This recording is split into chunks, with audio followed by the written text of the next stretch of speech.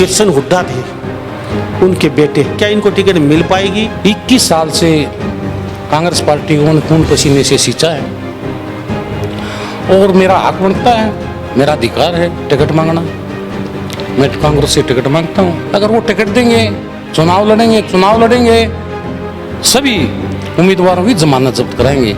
अगर वो टिकट नहीं देंगे तो भी चुनाव लड़ेंगे। आप इस चुनाव को किस तरीके से देखें? पिताजी को तो हम तंग करते नहीं थे, सारे चुनाव हम लड़ते थे। अपने विधानसभा के लिए कितना समय? मैंने संपूर्ण समय, मैं कोई बिजनेस नहीं करता, मैंने संपूर्ण समय इस बड़ौदा हल्का की जनता को दिया है। बड़ौदा हल्का के गाँव में गरीब मजदूर के साथ खड़ा होकर के उनकी लड़ाई लड़ी है। रोहतक से आते थे तो हमारी 100 की स्पीड से गाड़ी आती थी, बड़ौदा हल्का में घुसते थे तो 20 की स्पीड हो जाती थी। इतना बुरा हाल था। ये हल्का मेवात से भी बुरा हाल था, इतना पिछड़ा हुआ था, बहुत बुरा हाल था। यहाँ पे जो विकास काम कराए इस हल्के के अंदर, अगर ये 6 साल में बीजेपी वाले उन विकास कामों में थेगली लगाने का भी काम कर देते तो आज यहाँ काम करवाने की जरूरत नहीं थी। मेरी सरकार होती है, मैं यहाँ से विधायक होता तो मैं किसानों के समर्थन में विधायक पद से ही इस्तीफा दे देता। अगर कांग्रेस ने ये बयान दिए हैं तो कांग्रेस ने इस अध्यादेश में इस अध्यादेश का समर्थन करना चाहिए और ये अध्यादेश को के नीचे जो अगर कांग्रेस सरकार बने तो इन्होंने न्यूनतम समर्थन मूल्य की बात लिखनी चाहिए, जो किसानों की डिमांड है। अगर डिमांड नहीं मानती है कांग्रेस सरकार तो हम फिर कांग्रेस में भी राजनीति का हम बाद में, पहले हम किसानों में किसान का बेटा हूँ। मेरा घर किसानी से चलता है, मेरा घर, मेरे घर में कोई व्यापारी नहीं है, कोई नौकरी नहीं है, तो हम किसान हैं। किसान क्यों अगर हत्या होगी तो ये मेरे लिए सहनीय नहीं है। हम किसान के साथ खड़े होंगे। किसान की कथनी और करनी में कभी फर्क नहीं होता, हम जो कहते हैं वो करते हैं। विधायक पद क्या, किसान के हित के लिए अगर मैंने जान देनी पड़े जान देने के लिए भी तैयार। ये गूंगी बहरी और निकम्मी सरकार से बचना और किसान हितैषी जो आदमी हो, किसान की हित की जो पार्टी हो, उसको वोट डालना। आप देख रहे हैं हरियाणा न्यूज 24, जहां हर खबर मिले सच के साथ। नमस्कार, स्वागत है आपका हरियाणा न्यूज 24 पे। मैं हूं मुन्ना लंबा, मेरे सहयोगी परेश रामा के साथ। आज हम मौजूद हैं सोनीपत, और सोनीपत के बड़ौदा जो स्वर्गवास हो गया था किशन हुड्डा, जो कांग्रेस के प्रत्याशी थे, और उनके स्वर्गवास की वजह से ये जगह खाली हो गई थी। अब यहाँ पे चुनाव है, पूरे हरियाणा की नहीं कहेंगे, पूरे भारत में इस जगह का पता है। तो यहाँ पे काफ़ी मारामारी चल रही है, सभी पार्टियाँ अपने अपनी दावेदारी ठोक रही हैं, और सभी प्रत्याशी है कि नहीं 2 दर्जन से भी ज़्यादा प्रत्याशी यहाँ पे उपस्थित हैं और चुनाव लड़े। कहीं ना कहीं जो किशन हुड्डा थे, उनके बेटे, वो भी कहीं ना कहीं प्रत्याशी हैं। इस सीट पे उनसे जाना तो बहुत ज़रूरी है, क्योंकि उनके बगैर ये सीट अधूरी है। और ये अधूरी यूँ है, उनके पिताजी यहाँ से प्रत्याशी थे और वो भी 3 बार लगातार। तो अब इनसे जानेंगे कि उनके पिताजी ने 3 बार में यहाँ की जनता के लिए क्या क्या। अब इनके मोटिव जानते हैं, क्या इनको टिकट मिल पाएगी, अगर मिल पाएगी तो किस वजह से नहीं मिल पाएगी, क्यों नहीं मिल पाएगी टिकट इनको। जितेंद्र जी, आपका हरियाणा न्यूज़ 24 पर राम राम राम राम। जीतू कहते हैं प्यार से आप? हाँ, जीतू। तो जीतू क्यों कहते हैं? बस नाम रख देते हैं, कोई भी प्यार से जीतू नाम रख देते हैं। पंचायत में आपको सब जीतू जीतू जीतू कह रहे थे, तो हमसे तो कोई बच्चा होगा कोई जीतू। फिर पूछा ये हुड्डा साहब के जो स्वर्गवास उनके बेटे हैं। मेरा जीतू नाम तो वैसे तो कोई पार्टी के बहुत बड़े लीडर उन्होंने रखा था, ओम प्रकाश चौटाला जी ने, उसके बाद ये जीतू नाम पड़ा था, नहीं तो जीता कहते हैं मेरे को। तो जीता भी बोलते हैं और जीतू भी बोलते हैं आपको? जीतू, हाँ बिल्कुल, दोनों बोलते हैं। तो आपके पिताजी 3 बार प्रत्याशी रह चुके हैं, तो जीता कभी जीतू बोलते हैं, तो कैसे महसूस होता है? अरे यार, इतने बड़े हम लोग हैं, लोग ये छोटे से बच्चे की तरह बुला रहे हैं, जीता जीतू। अरे बच्चे ही तो थे, अब तो पापा एक्सपायर हो गए, पापा एक्सपायर नहीं होते तो हम तो बच्चे ही थे। अब पता चला भी हमें बच्चे नहीं रहे। और जीतू बोले, जीता बोले, प्यार से बोले, कुछ भी बोले, प्यार से बोलते हैं लोग, बड़ा मजा आता है, बिल्कुल बुरा नहीं लगता। जीतू जी, क्या लग रहा है अब टिकट को लेके, क्या सोच रहा है? क्या वास्तव में ही सबकी निगाहें आप पे हैं, टिकट मिलेगी आपको? पूरी पर्चा बड़ौदा चर्चा है बड़ौदा विधानसभा में, तो आपको क्या लग रहा है? आपसे जानना जरूरी है, वास्तव में आप कैंडिडेट हो सकते हैं, या फिर हुड्डा साहब या दीपेंद्र और किसी को कैंडिडेट यहाँ से बना सकते हैं? देखो, ऐसा है, 21 साल से कांग्रेस पार्टी को उन्होंने खून पसीने से सींचा है और मेरा हक बनता है, मेरा अधिकार है टिकट मांगना। मैं कांग्रेस से टिकट मांगता हूँ। हाँ, टिकट देना या ना देना वो पार्टी का काम है, तो ये भूपेंद्र हुड्डा का काम है, भाई दीपेंद्र हुड्डा का काम है। अगर वो टिकट देंगे, चुनाव लड़ेंगे, सभी उम्मीदवारों की जमानत जब्त कराएंगे। अगर वो टिकट नहीं देंगे तो भी चुनाव लड़ेंगे, फिर चुनाव लड़ेंगे। कांग्रेस पार्टी भूपेंद्र हुड्डा जिसको भी टिकट देगी उस उम्मीदवार का साथ देंगे और दिन रात मेहनत करेंगे चुनाव में। कहीं ऐसा तो नहीं है कांग्रेस पार्टी जिसको टिकट देगी उसको हराने के लिए जीता चुनाव लड़ेगा? नहीं, बिल्कुल भी ऐसा हम नहीं करते। हम पार्टी की लाइन से और अपने लीडर की जो लाइन होती है उससे बाहर कभी नहीं जाते। तो टिकट मिले भी नहीं तो क्यों नहीं मिलेगी? मतलब क्या कारण हो सकता है? कहीं बाहरी कैंडिडेट, ये कारण तो नहीं हो सकता? नहीं, बाहरी का तो ये आप कथूरा गांव में बैठे हो। इस कथूरा गांव में ही हमारी 2200 बीघे ज़मीन है। गुआना में 2000 गज में मकान बना रखा है। तो हम तो यहाँ के रहने वाले हैं और बाहरी कोई हम पाकिस्तान से थोड़ा आए हैं। नहीं तो मैं पाकिस्तान विधानसभा से नहीं, विधानसभा हरियाणा प्रदेश ये जो है आपने देखा होगा, हमारे यहाँ से कथूरा गांव से जयवीर वाल्मीकि जी खरगोदा से चुनाव लड़ते हैं। हमारी धनाना की बहू है और अपने बड़ौदा की लड़की है शकुंतला खटक जी, वो अपने कलानौर से चुनाव लड़ती है। अपने ये जगबीर मलिक हैं भैंसवाड़ा गांव के, ये गुहाना से चुनाव लड़ते हैं। अपने बत्रा जी हैं रोहतक से चुनाव लड़ते हैं ये कलानौर हल्का के। तो ये कोई बात नहीं, भारी हम हरियाणा प्रदेश के वासी हैं, सभी भाई हैं, सभी प्यार से रहते हैं। और अगर भारी की इस तरह की कोई बात होती तो 3 बार तो श्री कृष्ण हुड्डा इस हल्का की जनता ने जिताया है और इस हल्का की जनता ने 3 बार हमारे परिवार में और कांग्रेस पार्टी में विश्वास रखा। आगे भी ये जनता हमारे को जिताएगी और पूरा विश्वास रखते हैं हम, संपूर्ण विश्वास हमने जनता में, ऐसी कोई बात नहीं। जीतू भाई, आपके पिताजी की अलग माहौल था, अब आप इस चुनाव को किस तरीके से देखेंगे? आप पहली बार चुनाव लड़ रहे हैं और पहली बार आप कैंडिडेट के रूप में कांग्रेस के सामने खड़े हैं और सबसे हैवी कैंडिडेट हैं आप, तो आपके पिताजी वहाँ पे काफ़ी अंतर था। तो अब आप अपने चुनाव को कैसे देखेंगे? पिताजी का साया सिर पे नहीं है, अब आप अकेले हैं। देखो ऐसा, पिताजी का हमारे ऊपर आशीर्वाद रहेगा संपूर्ण। और चुनाव की जो बात है, चुनाव तो सभी जितने भी चुनाव हैं सारे मैंने ही लड़े हैं। पिताजी को तो हम तंग करते नहीं थे, सारे चुनाव हम लड़ते थे, पूरे भाई भतीजे बहन मिलके और अपने कार्यकर्ताओं के साथ मिलके, बड़ौदा हल्का की जनता के साथ मिल करके चुनाव लड़ा है और आगे भी ऐसे ही लड़ेंगे। वो कोई प्रॉब्लम वाली बात नहीं। जीतू भाई, हाँ, कहाँ पे रहते हैं? मैं गुहाना रहता हूँ, गुहाना, और कभी रोहतक भी चला जाता हूँ बच्चों के पास। अपने विधानसभा के लिए कितना समय दिया? पहले सच्ची और सही बताना, लोग सुन रहे हैं और लोग सुन रहे हैं वो जानते भी आप कितना समय दिया आपने। आप मेरे सामने झूठ बोलेंगे लेकिन उन लोगों के सामने झूठ नहीं बोलते, पूरे हरियाणा प्रदेश के लोग। ऐसा है, आज तक सन 2009 में यहाँ से विधायक बने थे मेरे पिताजी। मैंने संपूर्ण समय, मैं कोई बिजनेस नहीं करता, मैंने संपूर्ण समय इस बड़ौदा हल्का की जनता को दिया। और बड़ौदा हल्का के गाँव में गरीब मजदूर के साथ खड़ा होकर के उनकी लड़ाई लड़ी है। बड़ौदा हल्का के किसान का अगर रात के 12 बजे मेरे पास टेलीफोन आया है कि भाई जीते टेल पर पानी नहीं है, तो मैं रात के 12 बजे भी टेल पर पहुंचा हूँ। बड़ौदा हल्का की जनता के लिए दिन रात एक करके मैंने काम किया और आगे भी करते रहेंगे। ये कोई चुनाव लड़ना है या नहीं लड़ना इसलिए नहीं, एक सामाजिक दृष्टि से ही हम शुरू से ही इस दृष्टि से ही लोगों के बीच में रहते हैं और लोगों के काम करते हैं। जीतू भाई, मैं अब की बात नहीं कर रहा, अब आपकी सरकार नहीं है, आपके पिताजी यहाँ से विधायक हैं, तो आप समय समय आपके पास, क्योंकि विपक्ष की सरकार में आपके चलने वाली नहीं है। सीधी सी बात है, आपको कोई ग्रांट नहीं देने वाला नहीं है। अगर ग्रांट कोई आई भी गई तो उधर खुर्द-मुर्द कर दी जाएगी, वो आपके हाथ में कुछ नहीं आना। तो अब तो आपके पास समय है। पिछले 10 साल आपकी सरकार रही, उस समय का मैं आपसे पूछना चाहूँगा, कितना समय दिया और क्या लोगों को कार्य करवाया आपने?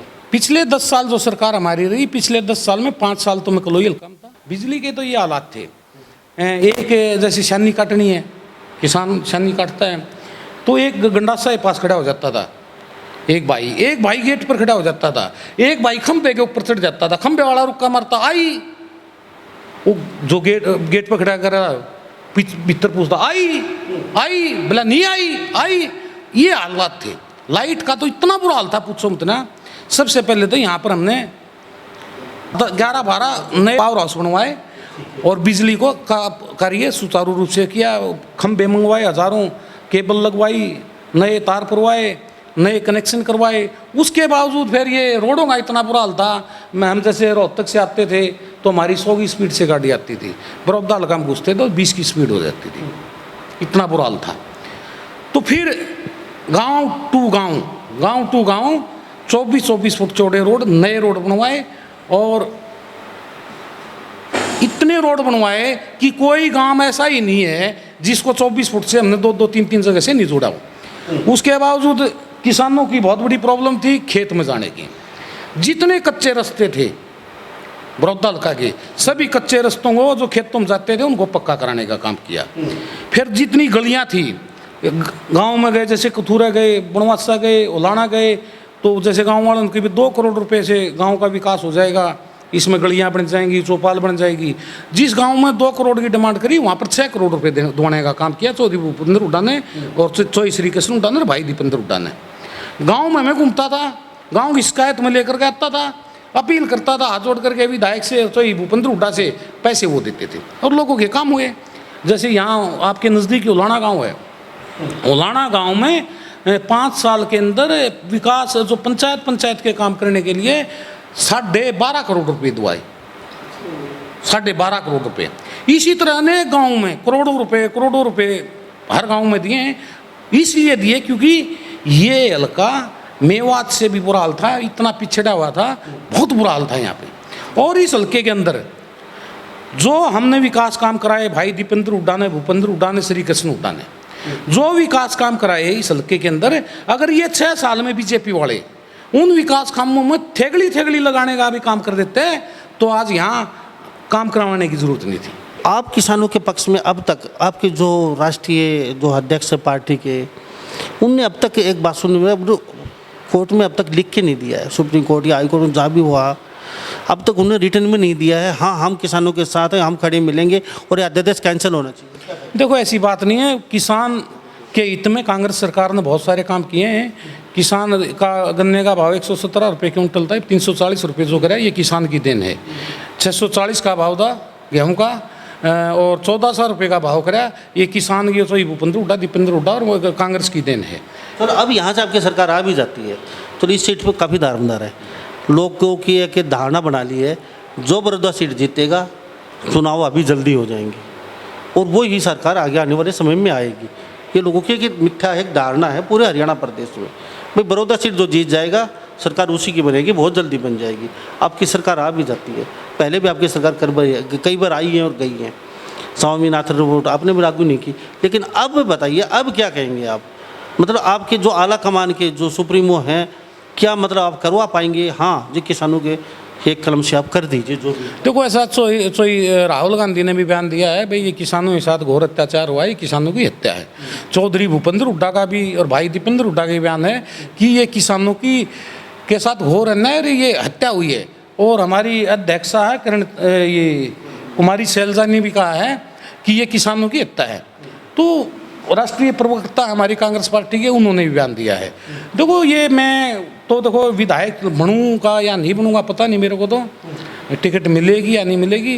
अगर कांग्रेस ने ये बयान दिए हैं तो कांग्रेस ने इस अध्यादेश का समर्थन करना चाहिए और ये अध्यादेश को के नीचे जो अगर कांग्रेस सरकार बने तो इन्होंने न्यूनतम समर्थन मूल्य की बात लिखनी चाहिए। जो किसानों की डिमांड है वो इन कांग्रेस सरकार ने, अगर कांग्रेस की सरकार आए तो उन्होंने ये डिमांड मांगनी चाहिए।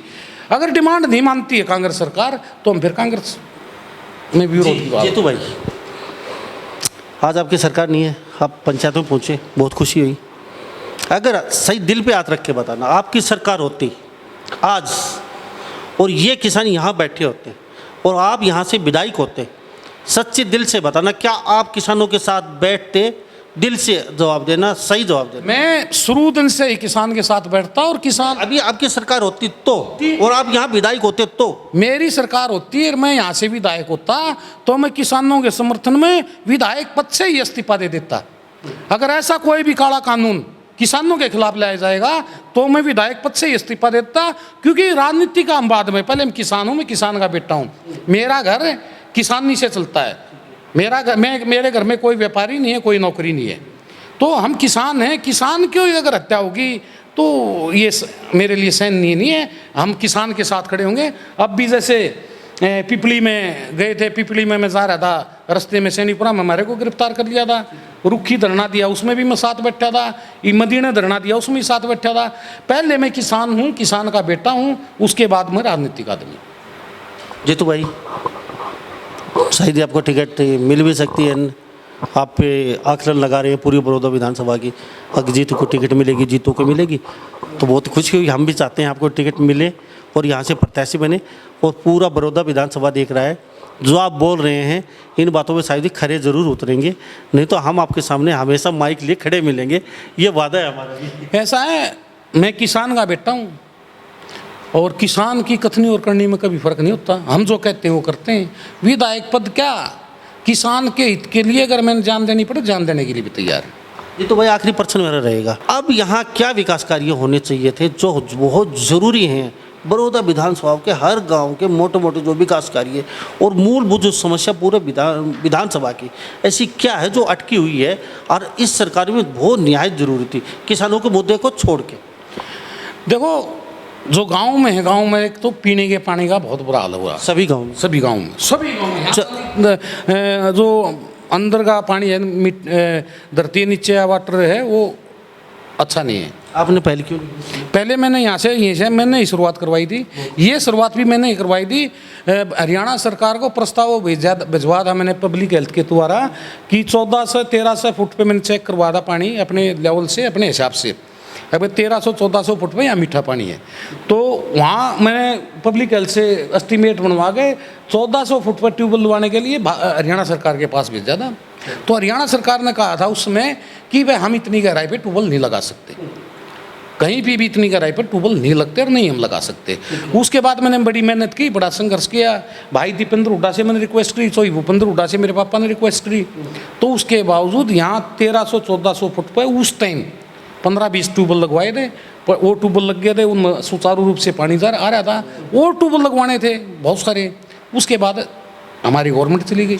ये इस सरकार को ध्यान ही नहीं है। अंधी है, बहरी है, गूंगी है, इनको ध्यान ही नहीं है। किसान अभी जहाँ से आप आ रहे हैं वहाँ भी आपका स्टेडियम बनाया हुआ है। ये स्टेडियम जहाँ से मैं, ये स्टेडियम हमारा बनाया हुआ है। अभी आपको पता है यहाँ 10-10 फुट पानी खड़ा हो जाता है।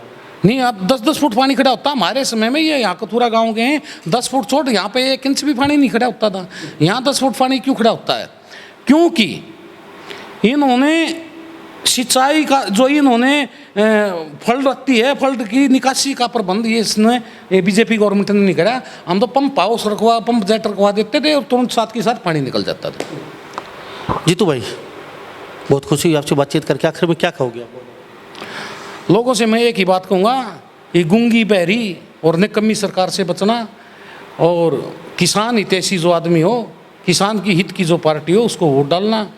और इस बड़ौदा हल्का की 36 बिरादरी की जनता का मैं और मेरा संपूर्ण परिवार एहसानमंद हैं और सदा सलाम करेंगे। दिन रात इन लोगों के लिए काम करें कि हम विधायक बने या ना बने, हम राजनीति में रहें या ना रहें, इन लोगों को सदा सिर पर बिठा कर रखेंगे और इनके लिए दिन रात को कहेंगे रात को, दिन में कहेंगे दिन में, इनके लिए नंगे पैर दौड़े चले आएंगे। थैंक यू साहब, धन्यवाद धन्यवाद धन्यवाद। तो हमारे साथ ये स्वर्गीय श्री किशन हुड्डा के पुत्र जितेंद्र जीतू जीते बने हुए थे। प्यार से इनको जीतू भी बोलते हैं और जीते भी बोल देते हैं, और ये वैसे तो मिलनसार हैं और घुल मिल के रहते हैं, इसमें कोई दो राय नहीं है। तो इन्हीं सब बातों के साथ मैं मुन्ना लांबा, मेरे सहयोगी प्रिंस लांबा के साथ हरियाणा न्यूज़ 24। नमस्कार, जय हिंद। आप देख रहे हैं हरियाणा न्यूज़ 24, जहां हर खबर मिले सच के साथ।